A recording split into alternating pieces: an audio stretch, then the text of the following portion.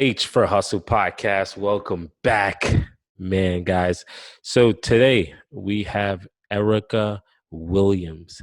On this episode, we talk about how Ericka used her YouTube channel to help raise funds to build her business, and how she raised funds from YouTube, how she built an audience on YouTube, and how building YouTube has helped her grow her trucking business and her real estate business, and how YouTube could be looked at as more of a channel to grow your audience, but also grow your influence.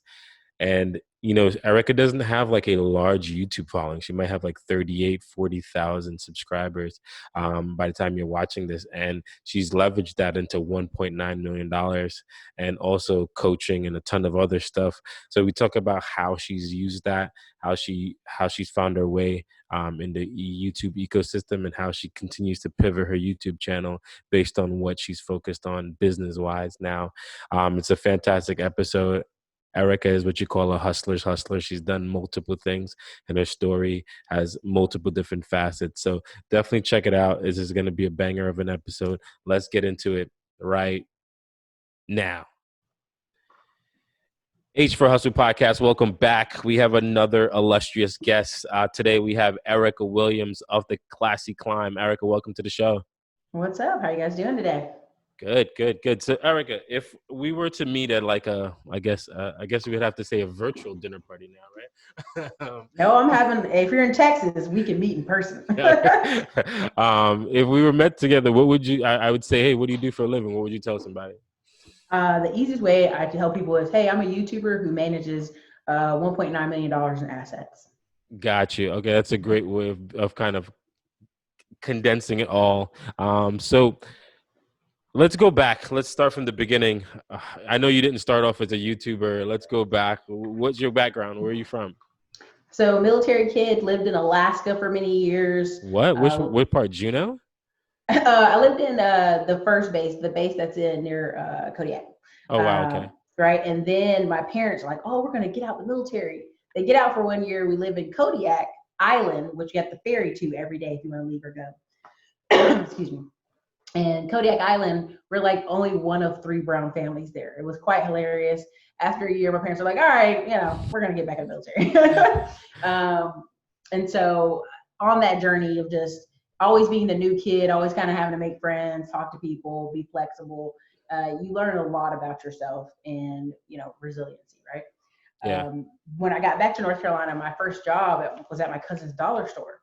So my cousin, this is before you had a friend, like the franchise, before all that. This is like him having a catalog from China, order the parts, they ship it over in boxes, and he assembled his store. Really? And this is like way back. This is when you could order all kind of stuff off catalog books, and they'd be this thick. And it just was a mindset shift. It was like, you can do anything. Really? So working in that store can order parts from China. They come here in a box and we just unload it. Anything's possible. You can just do anything, right? Gotcha. Because at the end of the day, like grandpa had a juke joint and a farm. We just have a very unique history in the Carolinas. Gotcha. So you were around an entrepreneur family, or that was just your cousin that was that entrepreneur? So my family was security focused, but entrepreneurial. Now, how do I say that, right? I think the best way to explain it is in the 80s happened, farming, loans, all this bust kind of happened. Everybody in the house went out and got something secure, right? Mm-hmm. You got a bunch of military folks, police officers, nurses, teachers, secure. Yeah. Security, right? But they all were buying real estate for cheap, buying trailers for cheap, buying land around the corner for cheap, just like little things that you're like, there's entrepreneurial things there. And it's funny that when I deviate from the family plan of security and go full entrepreneurship, they're like, what are you doing? And you're like, you guys have been dabbling for years. Why can't I go full on? Yeah. Wow, that's interesting. It's one of those things of like, but I think that honestly, when trauma happens or devastating things, a whole family's mind can shift. Mm-hmm. Like their whole mindset is like security. Like if you just go to military for 4 years, you can have a car, a VA loan, you can have all this. Yeah. And then you can go do whatever you want. Gotcha. Right? It's like security focused. So when did you deviate from that security? Because you see your cousin, you're working Mhm. there. In your mind, what were you planning on being when you grew up, quote unquote? Man, the first thing that started deviating from that was all our family was going to NC State, engineers, and they were going to this other school. Sorry about that. No, no problem. Um, Sorry, I have 3 broken phones in my office. I kid you not. They don't work. You can't change the screen. This is a whole, you can cut this, but anyway, this happens. No problem. So I apologize if this keeps happening. So when I immediately said, well, I'm not going to NC State, I'm going to go to East Carolina University. Well, ever since our aunt flunked out in the 80s, they're like, no one in this family will ever go back to East Carolina. And I'm like, I'm Really? going. Hey, it's a party, right? Yeah. So this school was on the Playboy Bunny list. And it Wow. said in the Playboy Bunny list one year that, hey, it's 8 women, 1 guy here. Wow. So I go that freshman year, like, man, it's a lot of girls here. Next year, kid you not, it's like every class was just swamped full of guys. And that just shows you the power of like this Playboy magazine, right? Uh-huh. And how powerful it was. And I just started realizing every job I had, like I would try to be efficient or do something faster or better. Mm-hmm. And they never liked that. They were like, no, just do it like I told you. Be like, nah, I want to do it this way. Right. Yeah. Or no, this is better or faster. And with every single job, I just realized like you are not meant to be in these jobs. Really? Like So even 2 weeks into a job, I'd be like, yeah, this is fun, but you're not meant to be here. yeah, you just felt it within you, or it was just a lack of appreciation for what you were doing? It was a combination of like just I hate talking about alpha, beta, all this other silly stuff, but I feel like there are some people in our society that 10% are like, nope, can't do this. Yeah. Out. Yeah. Like this system isn't for me, out. Yeah. And every time I've tried to jump back into the matrix and like go to work and get careers, it's like everything I'm like, oh, I see that. I can do that. Yeah. Right? Like never could get into that system. Yeah, I completely understand. My story is that, I started a business, worked on this business for 10 years. Then I got Mm-hmm. into corporate America after all that. So I was never immersiated in the corporate life. And when I got there, I was like, I don't fit in here. I just felt it. I knew it in my bones. It just didn't feel right. I'd walk in there and just my stomach would feel bad. Like, this is not a place for me. So I know exactly what you're talking about. And no matter, even if you tried, it's just innately not you to fit into that establishment. Got you. So was that the moment you were in college and you figured it out from there? Oh yeah. Or? Every job, and like I would I worked at the Red Cross for a while, right? Mm-hmm. And I would go places and be action. And I was like, yo, maybe I could be an FBI agent. And my mom's like, you don't like structure. FBI is like the most structure. Yeah. You're gonna have to follow all the rules. And it dawned on me. So then I used some of my inheritance money because unfortunately my grandma and my father died like 6 months of each other. And I started a coffee shop in North Carolina across from a historically black college, Federal State University. And all these kids would come in and be like, yo, you're young, what's up? Yeah. Like shocked, right? And it was a good experience because it kind of like, it concreted that for me. So, but when they started tearing up the road, the construction over there, like me and 3 other businesses went under. So I closed that shop and I literally flipped a coin.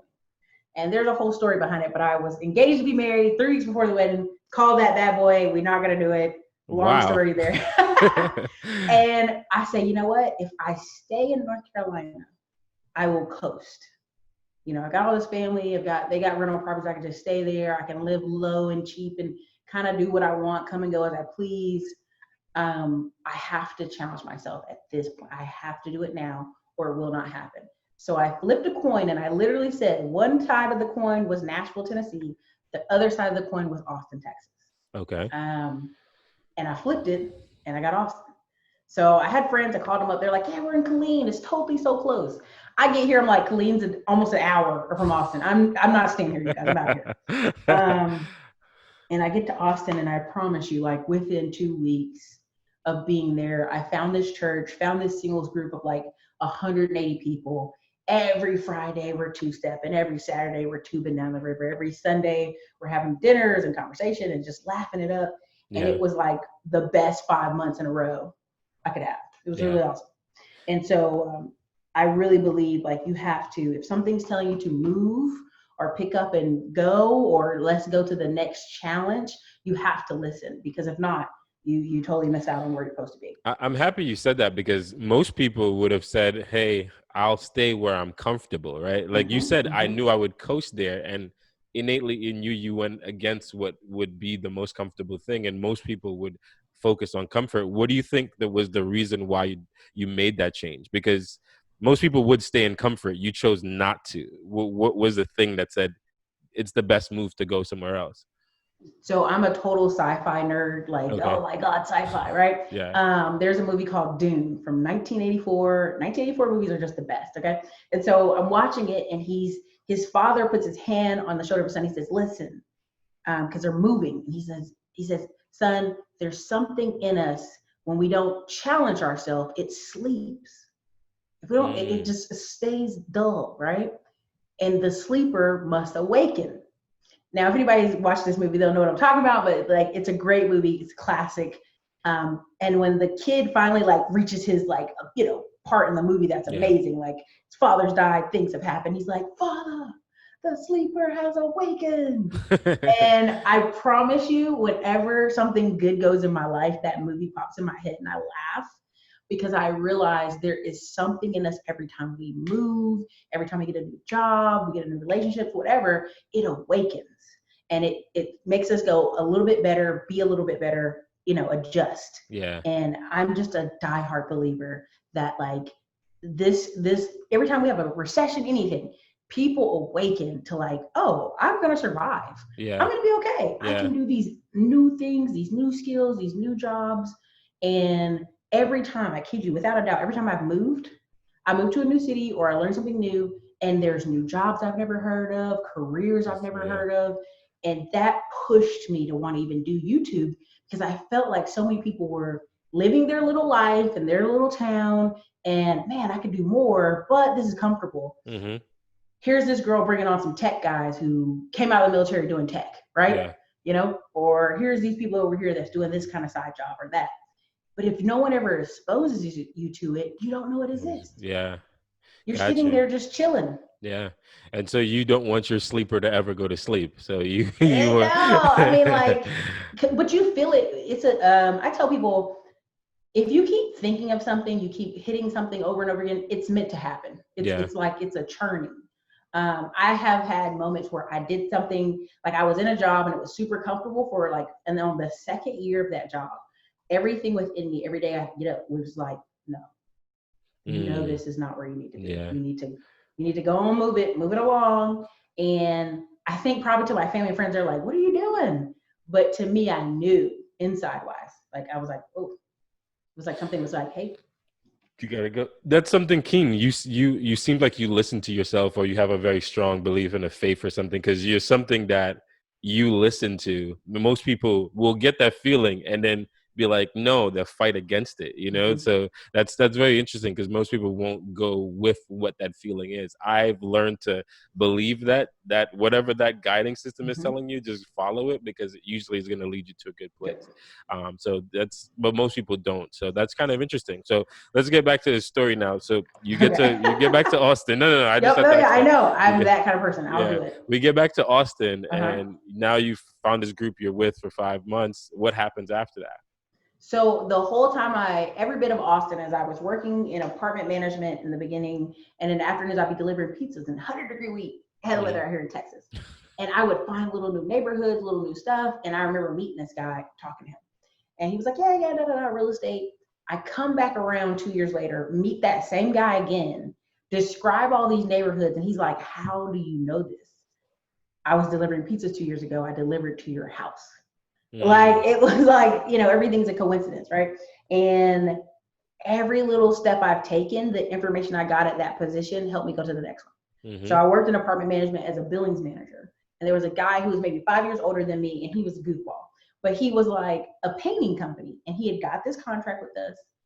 And we had told the company, say, listen, there's a bunch of apartments being leased out this summer. Yeah.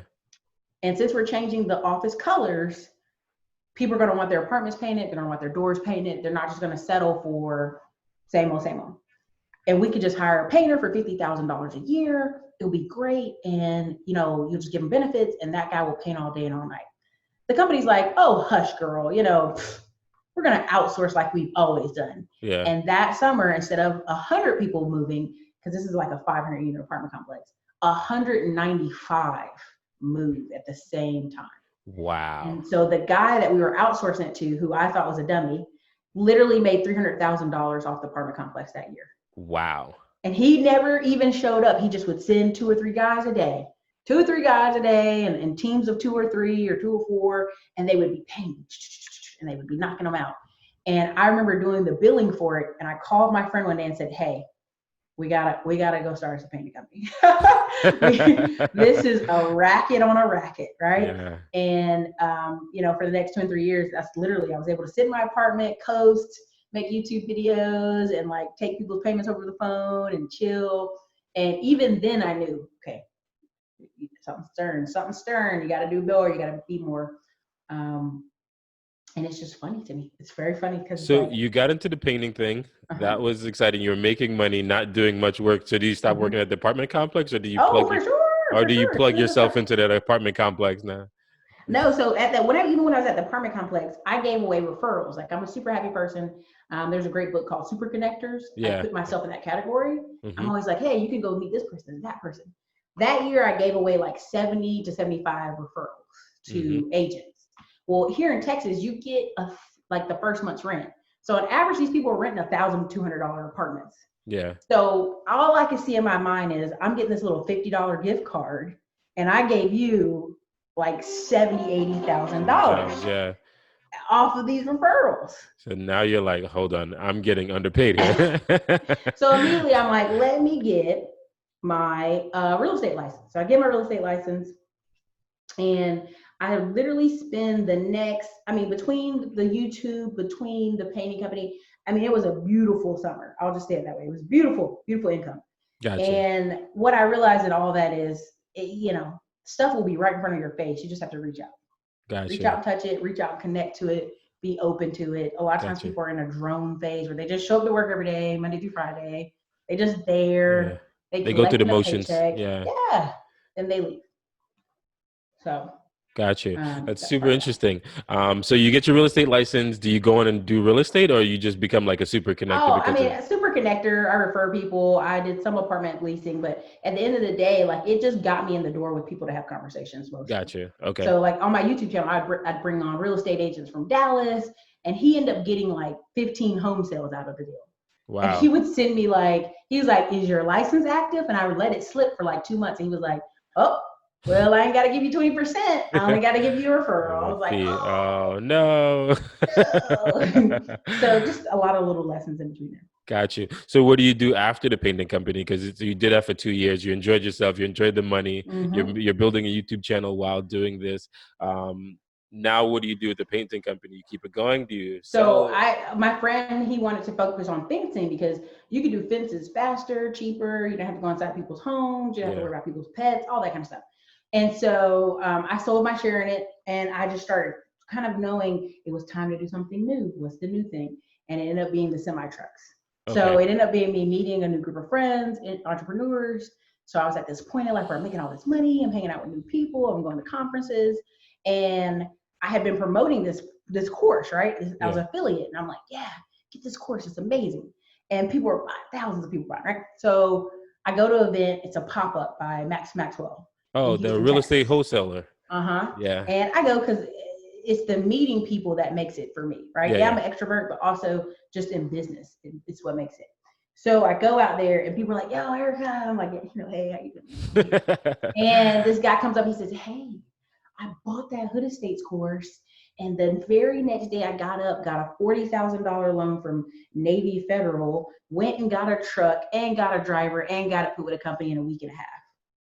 And so I'm sitting here the whole time. I've been promoting this thing for 4 months, haven't even looked at it yet. And I'm like, well, dang, do I feel shame or what, right? So you're doing a Hood Estates, you're affiliate for Hood Estates. I know those guys. I know those guys follow their stuff. So you're doing it, but you didn't pay attention to the course. You're just selling a course, not knowing what it is. Because I know it's good, because I know I know a combination of its quality and something was pushing me towards that market. Yeah. So I knew, right? Okay. So I knew it was quality, right? I wasn't going to sell something crap. And so then I finally watch it. I'm like, oh yeah, I totally can do this. So I reach out to the audience on YouTube and I go, hey, you guys, I'm going to go buy 2 trucks. This is what I'm going to do. What's up? I ended up raising like $120,000 in like 7.5 days, 7 to 10 days. From your YouTube followers? Yeah, like people who want a partnership and buy a truck together. Wow. And so immediately I was like, okay, I'm on to something. If I can make these 2 work, then great. I'm gonna keep on going. And eventually we went from 2 trucks to like 10. And, in that whole process, not even just trucks, started doing real estate, started getting partnerships and different stuff. And every time I tell people are the most important factor, relationships are the most important factor, I know people who hate hearing that, or they're introverts and they don't want to hear that. And I'm like, that's where the power is. Yeah, that's where everything is. Getting people. There's this guy named Mark Salazar. He has a quote that I can never get out of my head. He says, "Your next opportunity is connected to another person," and it's just 100% true. Every opportunity in life is going to come from a person, not from like a thing. We use all these social media things to connect, but it's usually through a person. So. And honestly, like people put your foot through the door. Yeah. People give me government contracts, all kind of stuff where I'm like, what? Yeah. And it's just people putting your foot through the door. Got you. So you go through this course, you learn the trucking business, right? You get a truck, you learn the trucking business, get drivers, kind of the whole thing. How do you figure that business out? Was it just from the course, or you just went in this cold turkey trying it?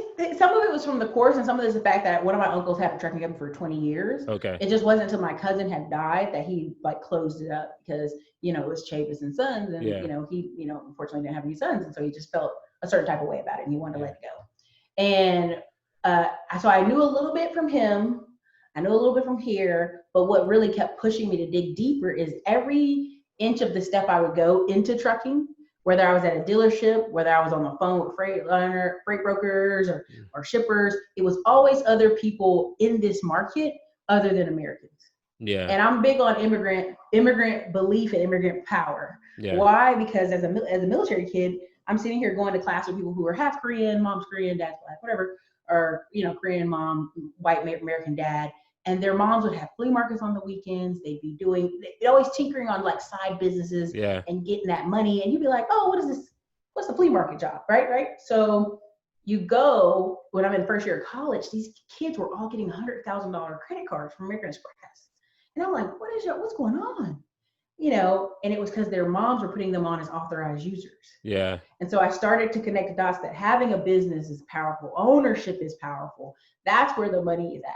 And even now, when it came to trucking, all I could see every time I get on the phone with somebody, they'd be like, oh, you're American? That's cool. Like they're in America, but shocked to hear from another American in trucking in the position of ownership. Yeah. I definitely understand that because I'm Jamaican. I was born in Jamaica. I came here when I was 7, and immigrants, they definitely follow the money. So like in the medical field, you go into the hospitals, there's a lot of immigrants there. There's Filipinos, there's Caribbeans, there's Africans. Then you usually are shocked when there's another American like nurse. You're like, American went to nursing school? It's like kind of weird. So I definitely understand what you mean. Listen, what's funny about you talking about then I had to go to hospital and I was feeling bad. I had all African nurses from different countries, right? Yeah. Then I had 2 African doctors. One was going to do one thing, one was going to do the other. They got in an argument in the hallway and was like, and then one started speaking a different language and walked off, right? And I was like, what's happening? And then this one little white lady comes in. She's like, I'm just from Ohio, honey. I just moved here to the town. It's like, oh, everybody's African here. And I just thought it was hilarious. And I'm like, and therein is your, like, unfortunately, in Americans, we're like, we want the best life ever. We don't want any of the struggle. Yeah. We don't want any of the like study, the struggle, the compromise. But it never comes to them. Never comes. It never comes. And that's the part that just like, that's part of why I'm even now, like I'm getting ready to take a massive vacation at the end of the year and take off YouTube and all that stuff. And it's been 5 years of like every step of the way, I've like put my foot in and worked hard. And it's always some immigrant person who's like, hey, I see you. Like, hey, let's do business together. Yeah. Every step of the way, and it's crazy, right? Yeah. So like even now in Dallas, there's 4 African guys from the Congo, I think they are, and they have 300 trucks. And in their interview, like with no shame, they go, yeah, in America, they have this thing called equal opportunity. We have to like hire other people, like they were so bold with it too. And Yeah. so then the camera pans and shows like the one Hispanic guy, the one white lady working, and I'm like, No, but okay. there's a definite thing that you realize. It's like, when I go back to Jamaica, like you go to the supermarket, you spend $40,000, and that means you leave with like bread and rice and like not really that much. You get like a basic Hmm. amount of food for that money. And when you come here, a dollar is actually a dollar, and you can go to the dollar store and use it Hmm. for something. So then you start realizing very quickly, you're like, oh, this if I just work harder than everybody else, I can get more than everybody else. And it's very, very quick to move past a lot of people here because everyone else doesn't want to do the work. And the work is where all the riches Oh my God. Um, like I used to say, all roads lead through real estate. are. Yeah. And if you just look at this country's history, people who own real estate and could protect it, that's the key word, two work together, Mhm. are really the powerhouses here. When you have, and now you have all these young people who could go buy a house tomorrow, could buy land anywhere tomorrow. You start talking about, they're like, well, what's that going to do for me? What's that going to put in my pocket? I'm like, this is this country. Oh my God. It's tax deductions. That's what they can get So you. many things, right? Yeah. And that just always blows my mind, Yeah. it blows my mind. So, Got you. So every time we're talking about all the businesses, and it seems like you have the hustler spirit, the hustler mhm, like mentality, mhm, you keep leading and keep saying YouTube, YouTube, YouTube. You're mhm, doing painting, YouTube. You talk about real estate, YouTube. mhm. You're trucking, you're talking about YouTube. So one of the biggest reasons why I want to have you on is talking about like creating a YouTube platform. So what made you start with YouTube and want to start on YouTube? Like what was the reasoning behind that? I felt like I kept repeating my story to friends and family, and Uh-huh. I'd be like, "Yeah, this totally is a I tell a story, they'd be like, "No way," or I tell a story about my family and businesses they own, and people would be like, "What?" And so I started just putting it on YouTube, and I also started being like, "You can do anything in this country. Like you can go from struggling, delivering pizzas to millions, like Yeah. in a 5 year span." And even now, when I talk about it like this, people go, "Well, that's you. You work hard." And I'm like, no, no, it's America. You Yeah. can do anything Everybody. here, Yeah. just about anything. It depends on what you want to do. And YouTube became this thing for me to communicate with people that were like minded Mm-hmm. anywhere in the world. Like I have Gotcha. British followers. I got people who buy stuff from Britain. In my chat, I got people who buy stuff. I have Filipino VAs. Anywhere in the world you can connect with people. Yeah. You don't have to feel limited to your neighborhood, your street, your whoever. Got you. So what was the thing that made you get started? Was it the painting content you were making, or was it something else? Like what were you Before making? that, when I first started coming to Texas, I was like documenting the journey. Uh-huh. But also, I remember talking with, it was 5 friends of us. And two of the friends were like psychiatrists, what you would call psychiatrists. One was a singer, and one was like a stay-at-home mom. And we all talk about, we're going to start YouTube channels. They're going to do a stay-at-home mom channel. They're going to do like a psychiatry channel. This other guy's going to do a music channel. We're going to all do it. Yeah, it's going to be super great. I'm the only one who did it. Wow. And then we all kind of like, because I moved to Texas, we kind of all went our separate ways. When I started talking to them again, like, hey, they're like, hey, how's everything going? You still doing that little YouTube channel? I'm like, yeah, I made $1 million, y'all. And they're like, Oh well. damn. And it was like, oh man, I should have started. It might be too late. I'm like, I don't even try to encourage people to do it because you have to mentally decide Yeah. when you say you're going to do something to do it. Yeah. A lot of people are out here doing this, and studies show when you talk about it, you feel better. You're like, oh, yeah, Yeah. and then Yeah. that's it. You don't do Yeah. anything else with it. And so for me, I made it a mission of mine. Like I would do a video and I'd immediately go do work. I'd do this and I'd immediately go do work. I would not have this moment of like saying I was going to do something and never did it. Dude, yeah.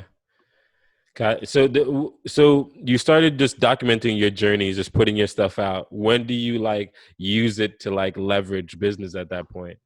I just started reaching out to the community and being like, hey, what do you guys think here? Right. Or, hey, what do you want to do here? Right. So I would just reach out and be like, would anybody like to partner with me at this? Would anybody like to work with me here?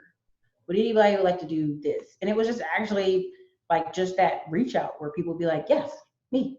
Like even now where people would send emails to me and be like, hey, I want to do A, B, and C. And I'd be like, oh, super busy, can't do it. Now I still try to respond and put them in kind of a category of like reach back out in a few months. Yeah. Because all money ain't good money, right? Yeah. Everybody doesn't have the temperament to do such things, right?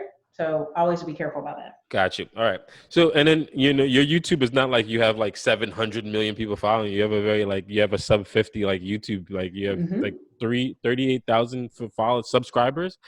So, but you're able to raise $1.9 million from that group of people. So, for even less than that, like a small batch, like there's like 75 people in my investment club. Really? So I can hear my audience asking, but she seems like she has that attitude. She has that personality. Like, you know, she's good in front of a camera. And how did you, like, besides just documenting your journey, what were you going in there and talking about? Like, what did you choose to talk about? How did you create the content? Like if you could give them like a step-by-step on exactly what you did in the beginning. Long story short, I did motivational stuff. Okay. I would like review the news. I would do motivational stuff. Mostly like I would like if I felt down or I was like read a book, I'd review it. Okay. I review books. I started that way, and honestly, like it was like the ramping up of like, hey, I read this book, I'm gonna do this thing. Hey, I got my real estate license, I'm gonna do this thing. You know, like I started kind of laying the groundwork for it. Does that make sense? Can you go a little bit deeper on that? A little bit more? Like literally, so at my mom's house, there's like 500 books I left there. Okay. At my current house, there's probably 600 books. Okay. All I would do is I'd be reading books, and people would be like, well, what are you reading? And I'd be like, well, here, this is what I'm reading. This is what I'm doing. And I would just start sharing it. And that's where a lot of that came from. Got you. Just sharing it step by step. So whatever you were going through in that moment, you just jumped on YouTube and just started talking about it. So if it was a book review, it's a book review. If you were going to Dallas, going to Austin, you recorded that. If you got into real estate, you told the audience, I'm into real estate now, and this is what I'm doing. Yeah, basically. Okay, cool. Because a lot of people feel like they should be like this niche, choose like one specific thing to talk about. If you're talking about shoes, about shoes. I mean, again, I teach a YouTube course now. I'm a brand at this point, so I can talk about various things. If you're just starting out, niche it down. Okay. People are simple. They're like one-dimensional things, one-dimensional conversations. They have a hard time going, okay, you do this, like what? Like they have a hard time with that. So the way to kind of, the fastest channels grow that are kind of riches and niches, right? Like, hey, this is this, right? The brand, like Tai Lopez always makes a joke, there can't be 33,000 brands in the world, right? You can't, right? Yeah. There can be some major brands and then the rest of y'all quit it, right? Yeah.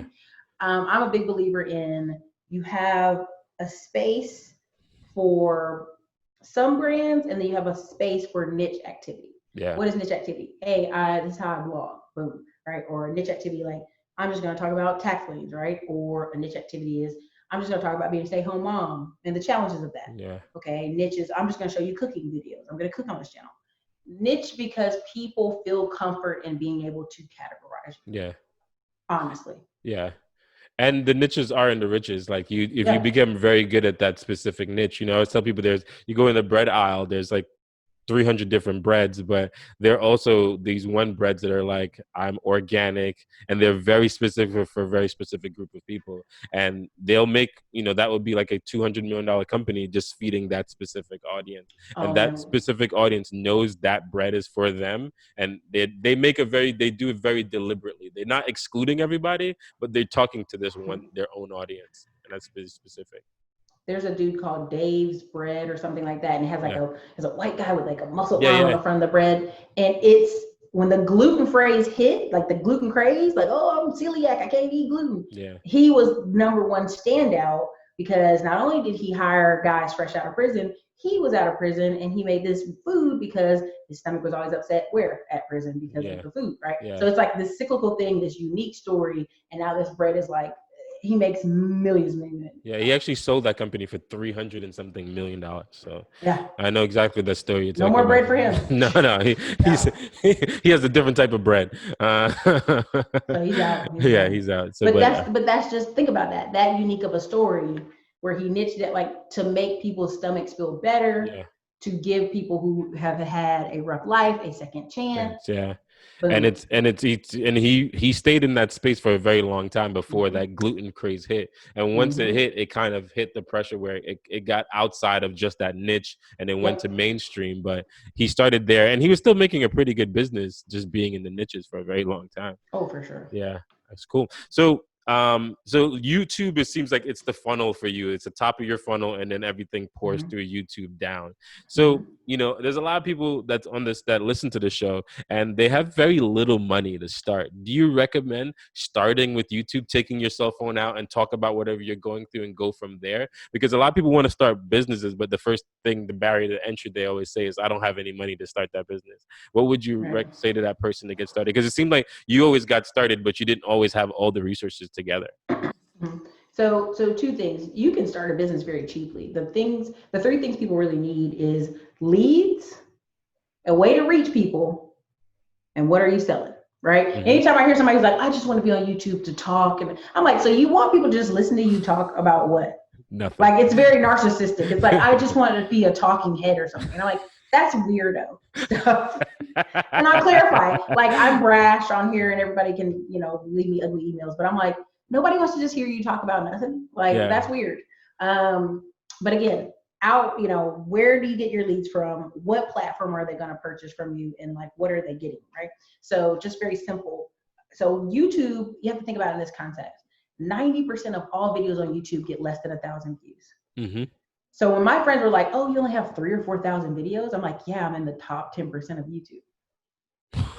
Do you know, like, immediately you got to flip that on Yeah. somebody, like, Yeah. hey, I'm in the top 10% of YouTube. Yeah, I got 3,000 views. Yeah. But also you have to go think about the long tail. The long tail talks about those diehard 1,000 fans. And if you just have 1,000 fans, prime example is the guy that made that song with Cassie. What is his Ryan name? Ryan Leslie. Leslie. There you Yeah. go. Diehard 1,000 fans. He has a whole super phone system, everything, where he can niche down those diehard 1,000 to 10,000 fans who he even threw a party. Hey, I'm going to have a party in a castle. It's $1,000 to come, Yeah. and I'm only sending it out to my friends. So now you have 100 to 200 people sending him $1,000 to rent a castle for one night. It's going to cost them more to get there, right? Yeah. And they get there, they party with him, and then they're like, oh, that was awesome, That was right? amazing. But you Yeah. don't know that if you don't know there's like that 1,000 true fans, the Yeah. numbers. So it can be podcasting, it can be YouTube, it can be anything. But video is easy for people to digest. And I think podcast and video are like this, right? Yeah. Back in the day, you had a ton of radio stations in your own little town. You had the radio guy, the sports guy, Yeah. and then you have now big radio took over. Well, podcasting, in my mind, is the small radio guy taking back his Yeah. small radio, Yeah. Yeah. right? So you have podcasts that have like 20,000 people listening, and it's more than Fox Sports sometimes. Yeah. I one time had a live with 400 people on it. My friend called me and said, right now I'm looking at Fox Sports Live, and you have 200 more people than Fox Sports Live. Yeah. Yeah. Do you see It's what I'm crazy. saying? Yeah. Yeah. So you have to value people's time and people's attention. When it comes to video, why is video so appealing? It stimulates the eyes. People are kind of anti-TV right now. It's visually a great thing. They can plug in, listen, Yeah. replay it again.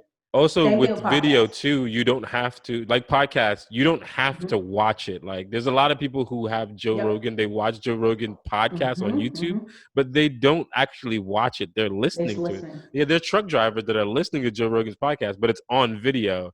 And maybe if they come to a Mhm. stop, they can look at it. But for the most part, a lot of people are just listening to the videos. Yep. Yeah. I'm a So, big proponent of that too. and so that's your funnel, right? That's your platform. This podcast or this YouTube, that's your pack. So people come to that funnel. What are you delivering to them? And then where can they like exchange money for goods, right? Yeah. So for me, it's always been Thinkific or Stripe or PayPal. Hey, Ericka, I want to talk to you. Well, here's a Calendly link. Book a time, that kind of thing. Or hey, Ericka, you invested in tax liens. How do I do that? Well, I recorded a tutorial on my screen. I show you step by step how to do it. Here's my course. You can buy it from here. Yeah. So it basically is having a platform and a place to speak. And video is going to be very much the future. And I want people to understand that YouTube has like a algorithm, a computer that this omniscient computer Yeah. that tells people where to go. And even though it had this computer that it told to not focus on guns, not focus on that, not focus on religion, not focus on this stuff, like this stuff is demonetized. No, no, no. People organically went out and searched. And now, even 10 years after YouTube's been fighting, guns, religious families, happy families, Christian families, toys, and kids are still the top biggest, 6. Yeah, they're still the The biggest biggest things to this day. Yeah. To this day. Because can't people, stop. You can't stop. Skynet can't stop me. No, definitely I will survive Skynet. Okay. Definitely a sci-fi fan if you keep referring to as Skynet. Listen, I've talked about Skynet so much. Like if something goes wrong with the channel or my live will go down, I'm like, Skynet doesn't want us to win today, right? So literally people have started saying Skynet on other people's channels. And this guy was like, what are y'all talking about? And they're like, Ericka Williams said Skynet. And it was just crazy. Yeah, but that's the thing that separates you, because the people who subscribe to you, they want to hear those things that separate you from everybody else.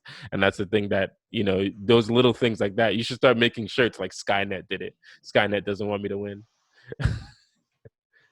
I know, Skynet, the killer. So now all right, so let's go through this exercise, because again, I can hear my audience asking me. Let's say someone, and I always tell people, service businesses are the best ways to start, right?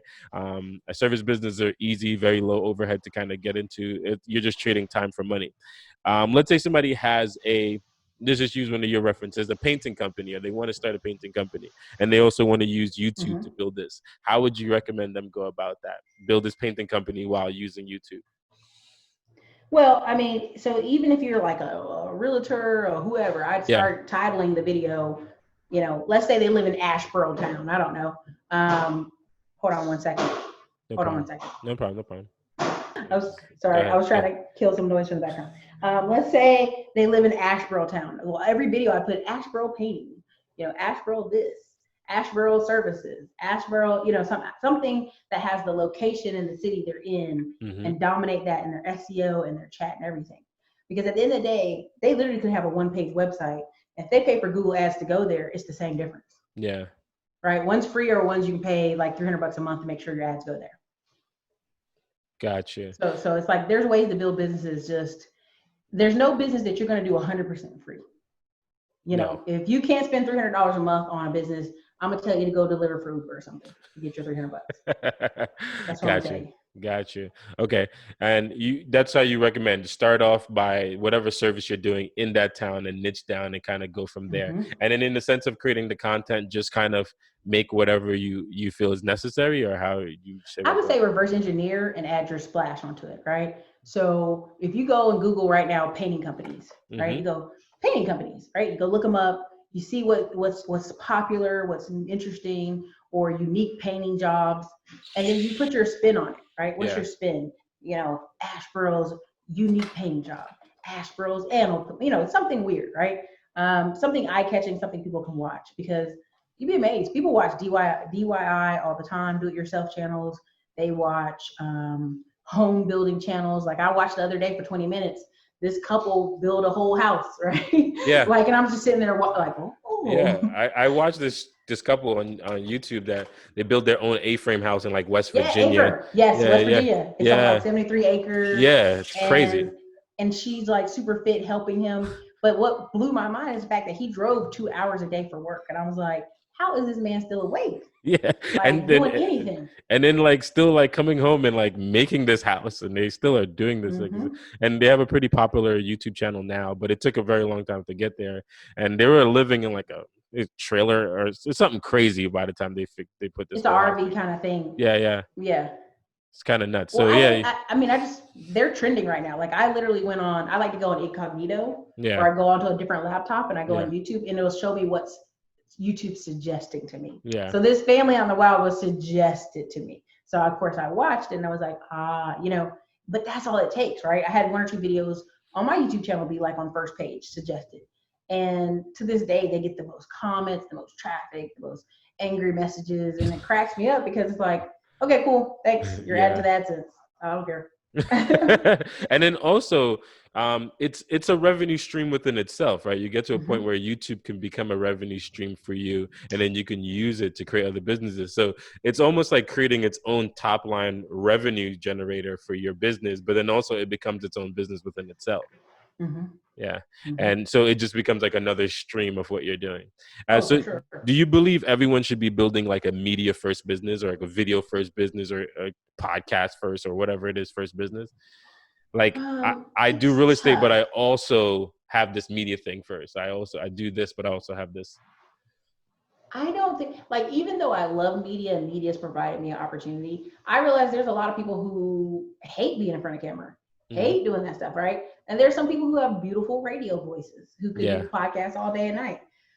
My hope for a lot of people who are watching this, if they feel that need to start it, to start, like, right? And what happens is people start stuff like, but the execution is exhausting, Hmm.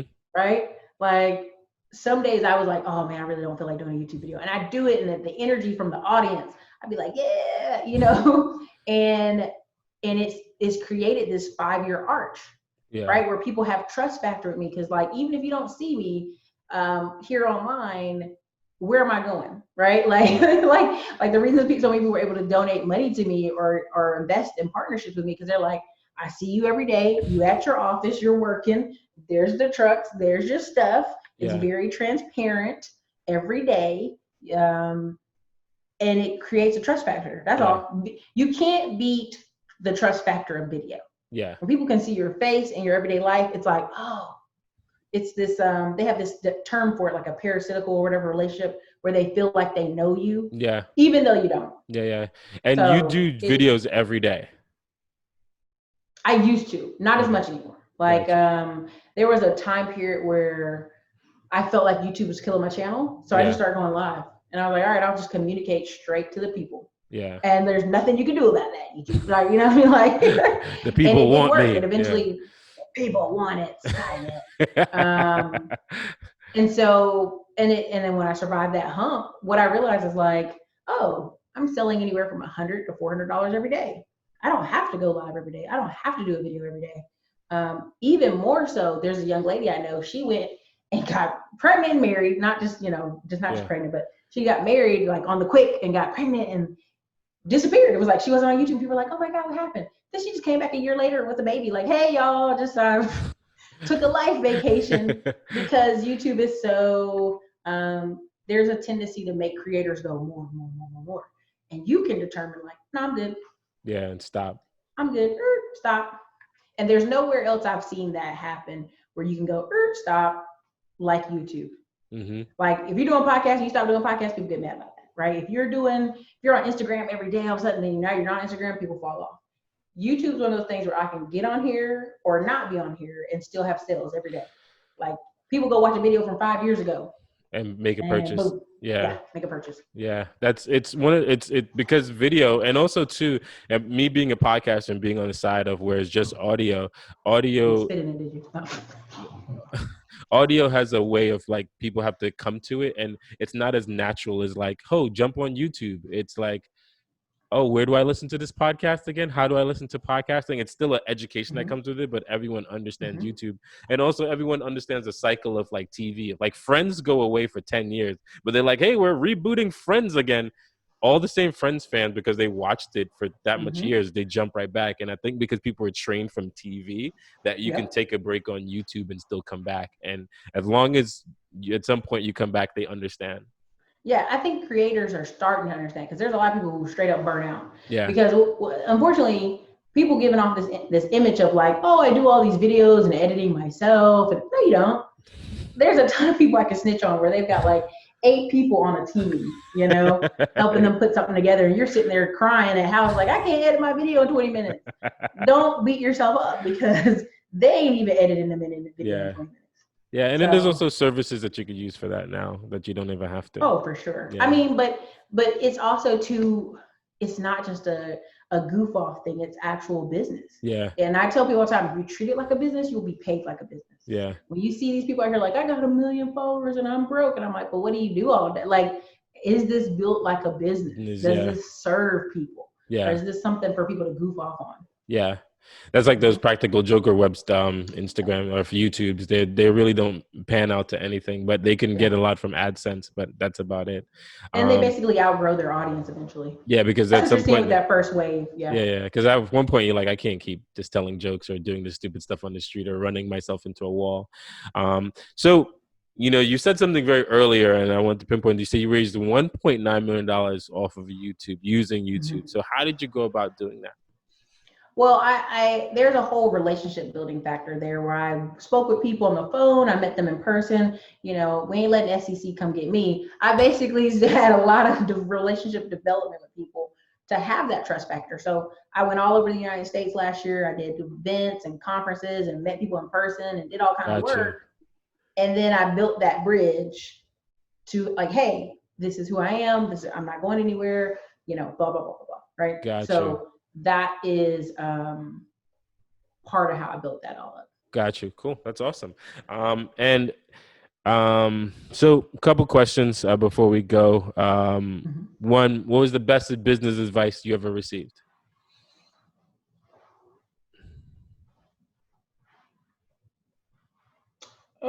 I think I'm still going to say it's from a book. It's E-Myth Revisited, that most people are beautiful technicians. They're not really business owners. Yeah. And so, knowing where you stand in that, right? Where I maybe not be the best technician, right? But definitely a business owner. Yeah. I'm buying a business now. So solid book, by the way. That's such a great book. Worst business advice you ever received? Follow your passion. I mean, I think the passion movement took a lot of people out because you could be a passionate surfboarder, but you may never make enough money to live in Hawaii full time. You know what I mean? Like some things are just that, passions, and you enjoy them. You make some money off of them, but everybody's not going to be a millionaire passion follower. Yeah. And that passion thing can get you into, because sometimes you actually have a skill that you can actually monetize and make a lot of money from, but you'll put that aside to go chase a passion. And the passion might be like, not work bro, out. You're an accountant. Be an accountant. Yeah, it'd be a really passionately draw on their weekends. Yeah, exactly. That's all. Got you. What was one book that you'd say that was one or two books that were like a changer for you? Something that like you read it and it changed your business, it changed how you moved in life. Like what you would say two books that gave you that? I would say Cash Flow Quadrant. I know everybody's on cancel Robert Kiyosaki right now, but Cash Flow Quadrant, because it broke up the category of like employee, self-employed business owner, investor. And also it had this really great thing inside the book of like, your family can only give you advice from the point of where they know, their knowledge point. Like my family was all security based. And even though they had some entrepreneurial tendencies, like most people do, that security base is what was holding them to that position so tight. But that's all they can do. Like even my friends here who are engineers, they're like, oh man, you can come work at this tech company. But that's all advice they can give you. They can't give you advice on how to start a business. So you're out here trying to convince your friends and family to do something or say something, and like they can never give you validation or approval for your business ideal because that's not the framework they work out of. Okay. Yeah, definitely. You have another book? Or that's the biggest one? I would honestly say the 4-Hour Work Week. Really? The 4-Hour Work Week, because people keep acting like I would talk to these young people. They're like, "What book?" I'm like, "This was the book before all these other little hipsters went overseas and hanged out and went to Vietnam and got on the internet." Okay, because at the end of the day, you can have a store that's selling something and be done. Like there was a guy, I remember him. It was like, God, what is his name? He's Asian in Nevada. And he followed the book to a T back in the day when it first came out. And he was documenting it on a blog, right? Yeah. Before YouTube. And it worked. Like he had this warehouse distributing his stuff. He made all this money. He bought a house with a pool. Yeah. He had a VA. And he was just like, oh, now what do I do? Right? And he's like, I'm just going to go live life. I'm done doing this blog. Like that was literally his last blog. Was like, hey, done doing this blog. Gonna go live life. Peace out. And this thing worked. I kind of aspire to do that. Yeah. Yeah, I totally aspire to like one day be like, hey, you guys, I just got married, got my kid over, about peace out. I did it. Live out. Like yeah, I got my money. I'm good. Gotcha. That was a good book. I think it's interesting and it's a great title. The systems to build all those things, though, takes Mhm. so much. The time he wasn't really specific on the heavy lifting up front to Right, have the right, right. 4-hour work week in the back end. Well, I think in the beginning book, he did tell you he worked 80 hours a week. And Yeah. he started delegating it, getting lower and lower. And Yeah. so by the time you see him, he had perfected like these systems, Yeah. right? Now, the most simplest thing I would refer to is like the Shopify effect. Yeah. You have a Shopify site, but the site isn't going to make you money. Yeah. It's the ads you send to the site, That's the gonna send you. marketing component, Yeah. right? And that's running a business like a business, not Yeah. just I'm a frat boy business guy. What's up? I'm in You- Vietnam living for $200 a month. Yeah. Ty Which a Lopez ton of life. those guys have come home. Man, there's like 100 kids I followed because we follow natural cycles of adulthood. Yeah. Where we want to nest, we want to settle, even though men think, oh no, I'm a single man forever. No, like most of these guys that I follow, they've come back to America. Yeah. Like they're in travel groups saying, no, I bought a house like 2 years ago. I've been here. I just Yeah. put up, they have so much content. They still have YouTube videos and Instagram stuff going up. Like you think they in the Philippines right now. No, They back I'm not home. They even in the States. joking. They back home. Even the van life people. I'm in groups for van life people who have made so much content and now they can edit it. Yeah. And you're like, oh wow, no. They in little Ohio somewhere. They in little Iowa somewhere Yeah. on a little farm, like They have a like, homestead no. now and they're doing homestead content. Yeah. Well, that'll be their next thing after they tell people they got out of the van. Yeah. So. That van life, that shit is such a scam, bro. Like there's a lot of people like they're doing that van.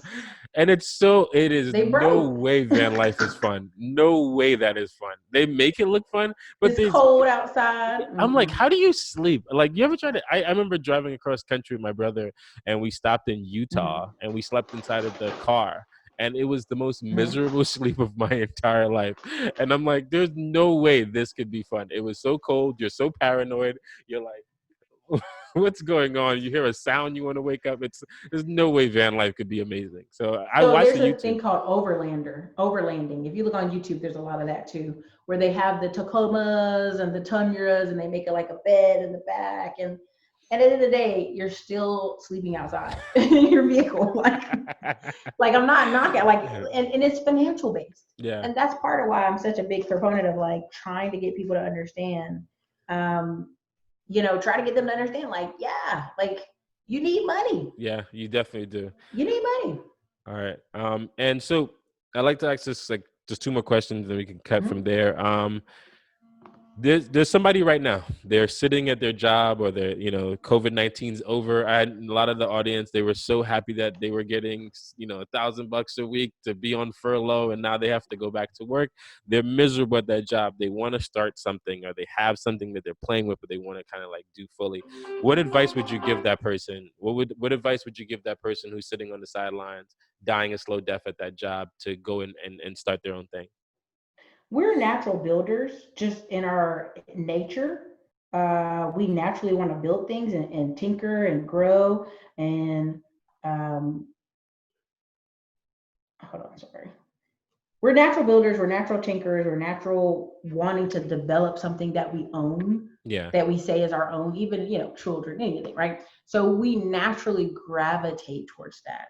So with that being our natural state, even if they build something and it doesn't make $1 million, let's just say it makes an extra $20K a year.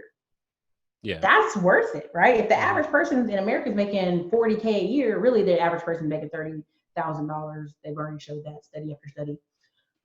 So an extra $20K gets you at $50K a year. Now you have a little bit of purpose, a little bit of flexibility. You feel a little bit better about yourself at night, right?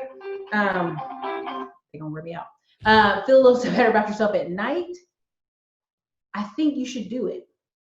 You don't know where the road leads. And see, what really bothers me is people who sit on the sidelines and observe and like, well, I would do this or I would do that. Well, you're not doing anything. Yeah. You just watch it. You haven't done anything. You haven't grown anything. You haven't developed anything. And so when you start trying to talk to people about that, that's the biggest part. Is even if you watch and say, Ericka, I don't know if that's for me or this is for me. Find something that is for you or something you can work on locally. Yeah. Because if, let's just, I always say accountant because I think I have this whole theory about accountants are going to make a bunch of money the next couple of years, just tracking all this government money going out the window. But let's just say you're an accountant and you're like, I want to help business owners have better books. Or I'm just coming up with the idea. I want to be the QuickBooks specialist, Yeah. right? Where I come, deal with you for a couple hours in the afternoon, you pay me this money, I get your books right, and now you can apply for loans and business stuff and be straight. People would pay for that. Yeah. Because people don't like putting it. Now, you put a fancy name on it and make it popular to be a YouTube or podcast, more people are going to buy your services, right? Yeah. If you just say, hey, I'm bookkeeping for you and I'm getting you tied up to QuickBooks, that ain't exciting. Nothing about that sounds sexy, right? So, nothing. But if you say, hey, are you tired of missing out on loans and business opportunities? Let me put you together in this quick 3-hour connection session called Get Your Money Right. Right? Whatever, like this crazy name. People are like, I need to get my money right. Yes. I will pay him $400 to go over here and literally log me in the QuickBooks and tie it to my business credit card. I mean, just the dumbest things, right? But it would make money because people hate paperwork. They hate doing that side of the business. And 60% of African American business owners didn't even apply for the PPP. And my thoughts are because people didn't have their paperwork together. Yeah. I'm hearing every accountant I bump into or I'm in 2 Facebook groups. They're like, people coming to their office rushing with all this terrible paperwork, like, hey, put this together so I can get this PPP. And they're like, dude, no. Yeah. Like, you need so much more work. Yeah. Like you have the basics wasn't even done yet. Yeah. You're not even put together. Gotcha. That's such great, solid advice. And do you think a lot of your success has been by luck or by straight up hustle? Man, I don't believe in luck.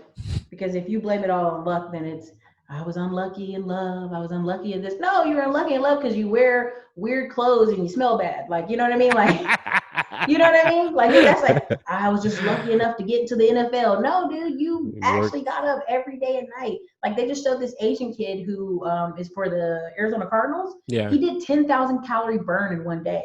Yeah. And because people, all these challenges on YouTube, he's like, you guys are lying. Let me show you what I did. He's like riding the bike for 150 miles. He's swimming. He's running it and hiking up a hill. He's doing all these things. And so I don't want to sit here and say, well, it's lucky. Luck show is lucky. No, that's disrespectful. Yeah. That's it. Because that's saying, well, I'm not where you are because I'm unlucky. Yeah. That's an easy cop out. Yeah. It's easy. Right. Well, if I had the wife you had, I'd be lucky too. Right. You know what I mean? Like that's terrible. That's a way to make you not only make kids angry, make adults angry. Because if I'd have been lucky in life, I'd have been this. No, go work for it. Go put 5 years in and call me back about it. Yeah.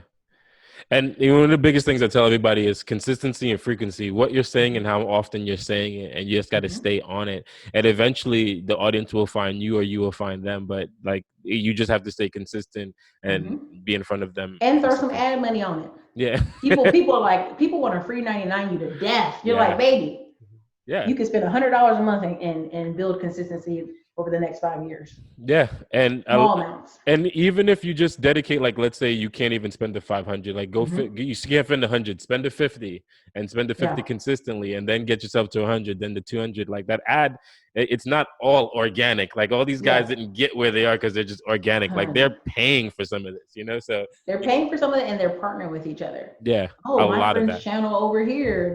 I mean, trust. Yeah, they all jump on each other's wave and promote each other's stuff. So it's huge. Thank you so much for your time. If people want to follow you on YouTube, take one of your courses, they just want to get in contact with you, where would you recommend them go? Hop on YouTube, Ericka's Classy Climb. Type it right on the search. I'm like the #1 Ericka on YouTube. Well, I'm #2. There's this other girl who's like a fitness chick. But I'm like the #2 Ericka on YouTube, Ericka's Classy Climb. Got 1,800 videos. You can't miss me. Also on Instagram, Ericka's Classy Climb, and on Twitter, Ericka Williams. I just on there sometimes, just throwing craziness up on the wall. Cool. I will also throw all the links to everything she just said in the description, so you guys reach out there. And again, watch her YouTube channel. She does drop a lot of cool content on there, and shoots it straight from the hip too. That's what I like about your content. It's like very much like, let me tell you something, right? So if you want that straight talk, definitely go check out our YouTube channel. And Ericka, thank you so much for being on the show, and thank you so much for your time. All right, sounds good. Thanks. Thank you.